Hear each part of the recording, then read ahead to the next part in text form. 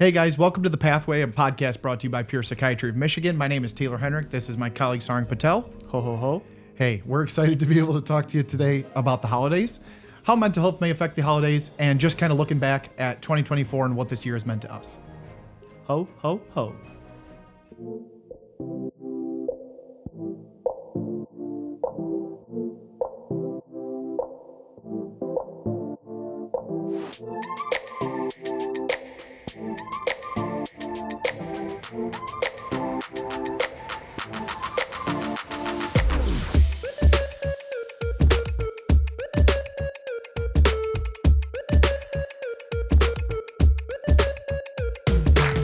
Oh, you get it? Winter is coming. Christmas is coming. Jon Snow. 28 days of Christmas. All right, Taylor, let's talk about the holidays. Ooh, I'm excited. What's coming up? Ooh, good topic. Okay, well, we are right on the doorstep of Thanksgiving. Precipice of Thanksgiving. We are also looking at past that, Hanukkah, Christmas, Kwanzaa. Diwali just passed. Diwali just passed, and then Happy New Year, at least to us in this hemisphere, right? You can say Happy New Year to me. To me, that was Diwali. I'm excited. Happy New Year to you. Thanks, man. I'm excited. How did Diwali go? It's pretty good. Yeah? We just hung out, fam, just kind of chilled. Yeah. Any like family traits, traditions that you guys do like on Diwali? Any? Some peeps do fireworks, so fireworks are a big thing. Ooh. Legal in Michigan, right? Legal in Michigan, yep, Okay. yep. Big brown community. Sorry. But we did fireworks, so you can do fireworks. You kind of just like hang out with family, a good time to eat a bunch of sweets. Yeah. I feel like it's like a big Indian thing. When it's a holiday, like normally it's like, Thanksgiving, you like a lot of like meats and different gravy and stuff like that. Whenever Indians have holidays, it's like, let's just snack on sweets and like the sugariest things, the most condensed milk things you can find. And that's what we did. This is my kind of holiday. I am a sweet tooth. You are a sweet tooth. Give me some You milk are cake. a sweet tooth. You are a sweet tooth or you have a sweet tooth? I have a sweet tooth. Give me some jalebi. Give me some kaju jalebi. katli. Oh, you know. Look at you. You are half brown. I am out there. Should we tell the crowd that I've been to Diwali? I've been to temple with you on Diwali? Yeah, you've been to Everett on Diwali? Oh, yeah. Do you remember? Oh, yes. Yeah. He sat first row. I did. You sat first row at the temple. I was with Priority treatment. The prestigious members of the temple. We even got to go upstairs and eat the meal at the temple. First served. VIP status. Wow. Yeah. I'm blessed. I can't say that we get that often. I can with a clear heart and an open mind say that I was the only person of non-color that was there. You were? And I really enjoyed the experience. It was a cultural experience. I took a lot home from that. And it meant a lot to me to be there with you because it was a tradition that you were sharing with a non-member of your community. It was pretty cool. Yeah. I think that's a big thing. I know religion we should probably never talk about, right? Obviously it's a big thing. But it's good to be open about other religions. I think if you're all accepting, that's like the main thing, right? Like I've been to a mosque. I've been to the Gurudwara, which is where Sikhs go, right? You've been to a mass with me. I've been to mass Yep. with you. I went to church. I did communion when I was younger with some of my friends. My parents took me, right? So you have the piece of bread and a little you got fake it. wine. You got it. Right? Yeah. I appreciate that you immerse yourself into that. You and I have had many conversations where we talk about religion personally or just belief systems more so than religion. And you always ask really informative questions. I try to. I feel like you do an awesome job. No judgment, No. So Thanksgiving, anything specific that you guys are looking forward to in your family for Thanksgiving? No, I mean, it's always a good time to hang out with family. Football. Who are we playing this? The Detroit Lions. Can we just mention the Detroit Lions one time this podcast? I've tried so hard not to, but Forward down the field. That's all I have to say. MCDC. Yeah. Biting kneecaps. Yep.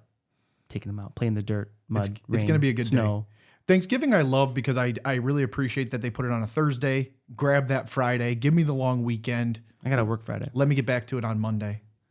No holidays over here. Okay. Straight grinding. # no holidays. All right. That's an interesting intro for a holiday podcast, but we can run with that. Oh, that's true. Well, let's say with the holidays, right? Thanksgiving you mentioned. Okay. And obviously, sorry if we miss any holidays in between that we're not thinking about on the fly.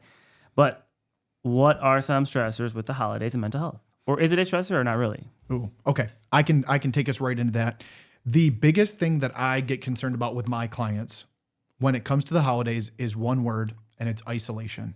I get really concerned about the individual. I'll probe a little bit. Hey, what are your plans looking like? Are you going to see family? Do you have anybody coming into town? Are you going out of town? And the individual who's very non-committal and very vague with their answers, I get mildly concerned about. Not like I am an alarmist and think the worst, but I feel for individuals who aren't able to share a holiday, a tradition, an event with other people. I feel like that can be very isolating in and of itself. Like, bar the fact that you see on social media, on the news, in shows, most people amidst the holidays will spend time with other people or people they care about, or there's whatever. So I empathize with those individuals, and I feel really bad for them. It can feel very isolating. Having even just like been at the hospital on a holiday or worked a 12-hour shift and overnight during the holidays, it's an awful feeling for me personally. I'm not saying it is for everyone, but for me, it was really hard emotionally to like manage that and like come out the other side feeling good. What about for you? So you're saying that it's hard that when you're at the hospital to not be with family because you're working, or to see patients that were there that were, or both, I guess? It was probably a little bit more on the selfish side. It was that I was there and I wasn't able to take part in events that were happening outside of the hospital with family. Yeah. I had a tradition where I always went to Illinois, like for Christmas. And the first year, because of work, I wasn't able to do that. It was really hard. It was difficult for me to stomach that. It didn't like sit right? Yeah. So I felt isolated. I felt a bit of, frustration. Call it like feelings of longing, because I wanted to be somewhere else. And instead I was at work. And likewise, you're absolutely right. I felt bad for the people that were at the hospital. Not only are you not with family, but like you're also facing a health struggle. That's tough. Yeah. Talk about taking a toll. Yeah, I think that's the hard part about medicine, right? We always talk about, hey, like it's cool to work in medicine, it's really great, but you do have a lot of sacrifices, right? Especially when you work in the hospital. And I used to work in the ER, I used to work obviously internal medicine, but there's a lot of stuff that gets missed. Mm-hmm. Friends, family, especially out of school, like you want to grind, you want to hustle, right? Everyone, it's like the job, it's their passion when school's so long and you're there, whether you're a doctor, nurse, whatever you are, right? Anybody, mm-hmm. Secretary, staff, doesn't matter what you are, even cleaning, right? It doesn't matter. You're working in the hospital on holidays, on evenings, on major holidays, and it's a big sacrifice. I think that, I don't know if we take it for granted, but I think that the general public forgets, like, we're always there, right? Mm-hmm. Whether there's a snowstorm and school's canceled, the hospital's still open. It's like one thing to always look at, I love to show appreciation to those individuals. Yeah. And I appreciate that you brought up, there's dietary staff there during the night. There's janitorial, there's techs, there's everybody you can list, from the ER through to the floors, through admissions. Someone is working 24/7 to keep those places, keep the lights on, proverbially. So I appreciate that you show a little appreciation and recognition of that. The word that I brought up was isolation. What are some things that come to mind when you have those conversations with your clients around the holidays? What do those conversations look like? Well, the easiest things I would say that come to mind are when patients obviously don't get along with family, or there's a stressor with family, right? Whether it's past trauma or whatnot, they're like, I don't want to go. Mm-hmm. So either they'll isolate themselves and not want to go, or they'll be forced to go and have to isolate at the event, at the dinner, at the party, whatever it may be. So 2 prongs, right? One, if there's an actual natural stressor, past trauma, unfortunately, whatever it may be, right? Mm-hmm. An argument, whatever it may be, that explains why you don't want to go, or why you may not go, or why you may feel angry, irritable, moody, depressed at the time. But there's a whole nother caveat, I would say, caveat the right word? Probably not the right word, but a whole nother area where it's people who don't necessarily have a trigger or stressor with the family, but because depression, but because anxiety is uncontrolled, they just don't want to go, or they don't go, right? So it's like 2 different areas you have to look at, as whether you're a therapist, clinician, wherever you're working in mental health, or a family support, right? You have to look at what's actually causing it. Because from there, you can decide what you want to do, right? Of course, if there was like a past traumatic issue, unfortunately, you may not want to go, and you can support and say, yeah, it may not be the best thing to go. Or if you go, you show a face for a little bit, or whatever it may be, you go and you support your other family members that are there. But sometimes you may say, like, it may not be the best thing to go, and follow up on a different day when that individual or those individuals may not be there. But the opposite is that, hey, when your depression, anxiety aren't controlled, lean on us as therapists, as prescribers, and your support staff and your supporting family members to try to get to the event if you can get there. I think it's a double-edged sword, because I always give the argument, right, that let's say your mom is throwing Thanksgiving dinner or whatever it is. You want to go there to support your mom and not make her upset, right? Just an example. But at the same point, you have to know what you can tolerate, what you can't tolerate as well. So it's a balancing act. And everyone's situation is completely different. Absolutely. I think you gave me a good segue into what are some steps that we can take as providers, not just in mental health. Say it's in the primary care setting, urgent care, wherever, where somebody's having a hard time and it's holiday related, it's seclusion, or it's I can't be in this setting. I have to remove myself from the setting or else I'm going to have a panic attack, right? Or an anxiety attack, or just feel completely overwhelmed. I can't do it. What are, to the individual who's never experienced that, how do we in the mental health field, how do we tackle that? How do we help them through the holidays?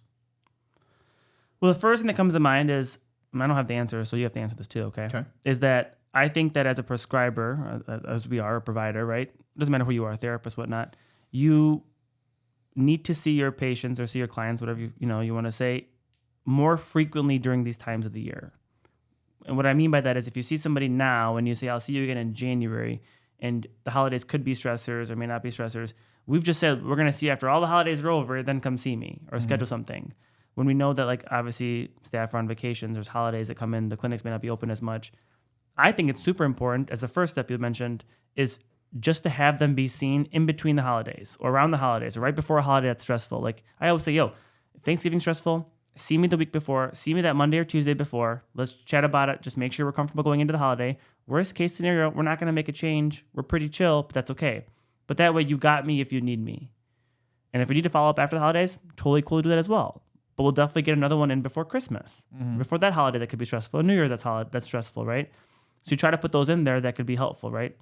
And what makes it a lot harder too is, I think we didn't mention this earlier, is that the holidays may not be hard just because you don't want to be around the family members that are there or might be triggering. But, I have a lot of patients that are unfortunately widows, and I can't imagine, right? If your mom or dad, let's say you're not married, but your mom or dad, unfortunately passed away. Luckily, thank God my parents are both here. How that holiday would feel. Whether you have a tradition or you don't have a tradition, right? Yeah. I don't maybe have many traditions, but I can't imagine what I would do during Diwali or during Christmas or the New Year's if one of my parents weren't here. It's the association with the loss that accompanies the holiday that can make it especially hard. Yeah. I would argue that that's probably the most difficult aspect of it. And I appreciate your clinical mindset. My answer is exactly the same. I'd rather have stable check-ins or unstable check-ins. I'd rather see my clients more often to know that they have my unconditional support during that time. Hey, if it's going to make you feel better, I'll feel better.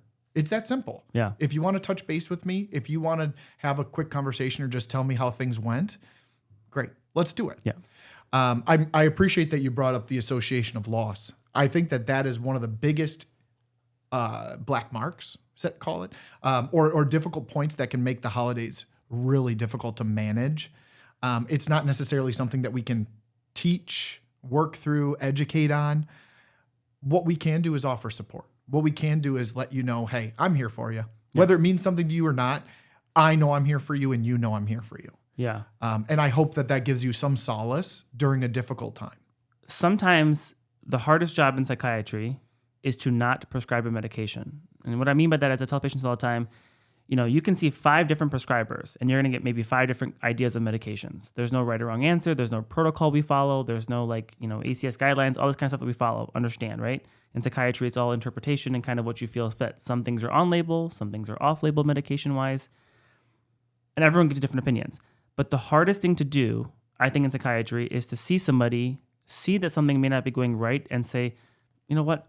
We're not going to make a med change today. It's okay to feel hurt. It's okay to feel down. It's okay to grieve. It's okay to have these emotions, anger, frustration. I want you to feel all these things, right? Don't want you to be a machine, but it's okay to feel like this, and we're not going to make a change. Mm-hmm. I'll see you again soon, and if we want to next time, we may make a change. We may not, not sure, right? Can't tell the future. But today, I don't think we should make a change. I think that a lot of people resonate with that because the biggest fear is I don't want to see my prescriber because I'm not making a med change. No, we don't have to make a med change. Sometimes just reassurance that, we're on the right track or this makes sense, right? Mm-hmm. Because if you can get into your therapist, that's cool, but sometimes you can't. And sometimes you can, but you should still see your prescriber just to make sure, should you make a small tweak? Should there be something in as needed that you need, Man, I'm not even blowing smoke here. We need a smoke machine. I really appreciate that answer. And I appreciate you as a provider. That's why I will have and will continue to send family members to you, man. Your perspective makes so much sense. And I know when clients come through the door to see you, they're not going to be over medicated. They're not going to end up on stuff they don't need. Right. They are going to get, I won't say the bare minimum, but they're going to be appropriately medicated, appropriately treated. They're going to have open conversations with you, and they're going to be able to say, I had a good appointment. Like, regardless of how my life is going, the holidays stink for me, but like, I have Sarang to lean on. Like, I know that he's there for me. I'm going to have my appointments, and I'm going to manage. And then it's the new year, fresh start for me.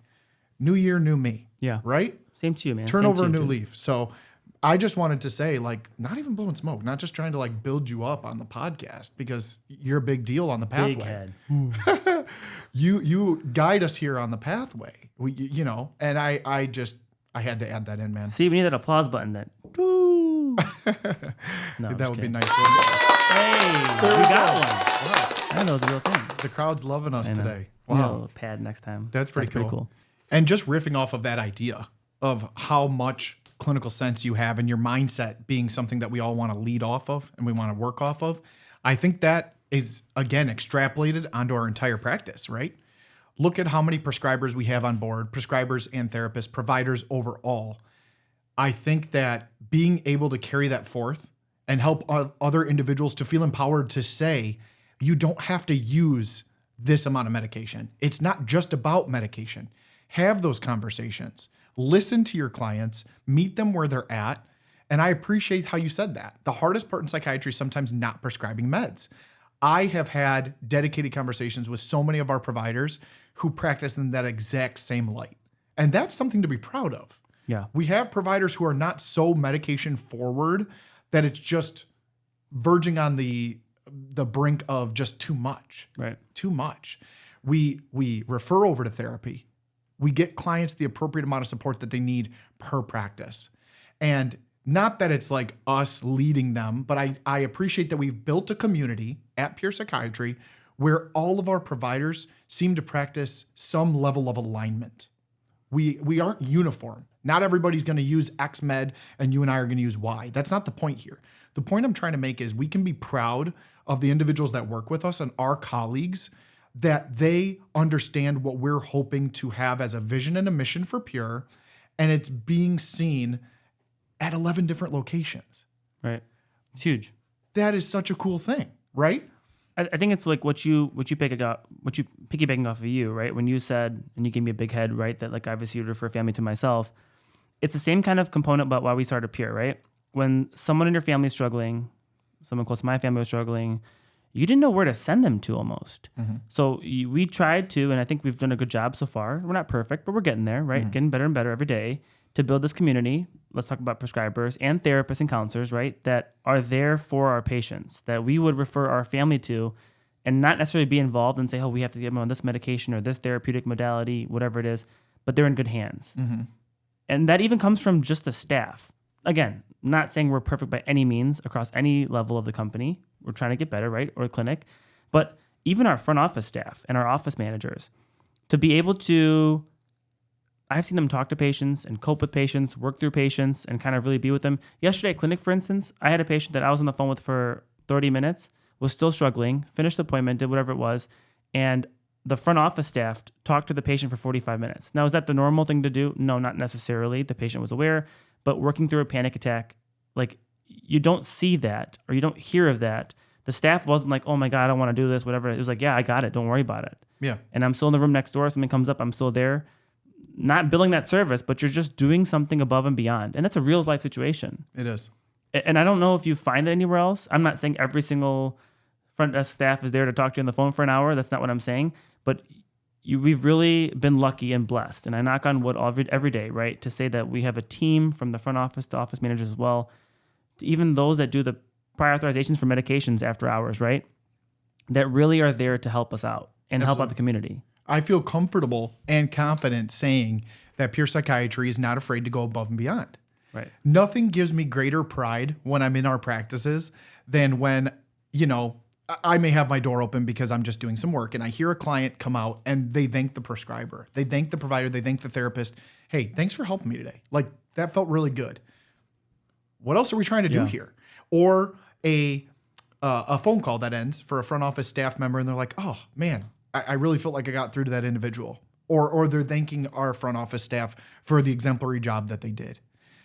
When you have this stable of strengths, and we play to people's strengths. We do our best to try to put everybody into a role where they can do exactly what they want to do and thrive, but it all leads to the same thing. This convergence of like, let's all put our strengths together, let's put our heads together and build this giant conglomeration of individuals who want to achieve more and want to do more.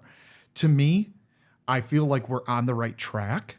Again, we are nowhere near perfect, but we can take a lot of pride in saying we have the right people in the right jobs, and we can be proud of how they're representing you and I. They're representing Dr. Mean, and they're representing Pure Psychiatry to the general public. Yeah.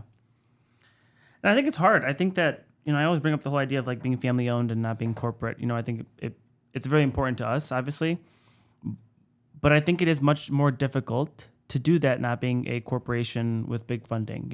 It's not tooting our own horn by any means, but we are nothing without our team, without our staff, without our therapists, prescribers, office managers, front office staff, wherever we are, all aspects of it, right? EHR staff, whatever it is, we are nothing without them. And I think that everyone plays such a big role, and it's so cliche to say like, we all are saving lives. No, but they play such a big role in truly saving lives. Yeah, that it's crazy to think about. Yeah. Number of patients seen. I don't even know how many patients. You probably know numbers better than I do, but how many we actively serve, how many we actively are helping, and we hope that number just continues to grow. Mm-hmm. Thankfully, that's something that we're doing a good job. I'm really pleased with our level of accessibility and continuing to be better in our quality of care, taking our time to really dedicate our focus and effort to every single appointment. Yeah. Not glossing over any appointment, not thinking, this is going to be a quick appointment, or this patient's concern is not my concern. No. We take every single concern seriously. We address everything on a one-by-one basis. There is look at our website. There's no cookie cutter here. This is customized care at the highest level. Judgment free. Come try it for yourself. Have a cup of coffee. Absolutely. Sit down with us. Let's have a conversation. If you can't see Sarang and I feel super confident to say that all of our other prescribers are going to give you that same level of care that I'm going to bring to the table. And to me, that's a point of pride. Yeah. I'm not trying to sound boastful. I'm not saying, measure us up against anybody else. But in my mind, we could go toe to toe with any other psychiatric and counseling practice because our quality's there. Our quality's there. We care. We are going to do what we need to do to get you to where you need to be. Yeah, we have some amazing therapists. I mean, whether it comes from EMDR, ERP, play therapy, all ACT, these techniques. DBT, yeah, it's group insane. therapy. I think that, and like we've said before, we actually try to get whoever wants to get a specific training, EMDR, right? ERP, like you said, play therapy, whatever it may be, DBT, right? We actually are saying we're willing to reinvest into the team to say, let's get these skills that you may not be here forever for the rest of your career. We understand that, but you now have this skill to help X number of patients for the rest of your career. Yeah. So I think that's like really unique to see because we weren't offered that before in our past jobs. And it's cool to be able to now provide that to say, we can do this so now more people can get help. It's crazy to see. So I absolutely we're not done agree. yet. Yeah. So I guess, being a couple years into Pure Psychiatry, having the luxury of taking this look back at what did 2024 mean to us? What have we been able to achieve this year? I can say that I feel really good about how this year's gone. It never comes without its struggles. There's always going to be barriers and hurdles that we have to face. But I feel like we've been able to do a lot of good. We've been able to help a lot of individuals along the way. We've been able to grow our team exponentially and add more individuals to our ever-growing team. I feel comfortable and confident saying that multiple of our locations have leveled up, as we always like to say, or taken the next steps towards being able to reach more people and increase that ever-growing level of accessibility. And I just like to show my appreciation to everyone who's helped us along the way. This is a everyone effort. This is not a Sarang, Taylor, and Phil effort. Everybody's involved, and we never lose sight of everyone's contributions on a day-to-day basis. And we specifically like to show our appreciation amidst the holidays at the turn of the year by hopefully showing some nice gestures and helping individuals out. Yeah. Anything you want to add to that? No, I'm just excited for a holiday party. Yeah. No, but, jokes aside, I think, and I mentioned this a couple minutes ago too, I think we are nothing without the team that we have, from your billers to your Phil, to Tori, to Bridget, to everybody at the front lines, right? Office managers, front staff, and all our therapists, even those that are just telehealth only or remote. I think that really in order for the community to continue to get support, without them, we can't do this. Absolutely. And it's unbelievable. And I just wish that everyone could be here at one time on this podcast and talk about it, if it was practical, which maybe one day we could kind of consider how we could do that.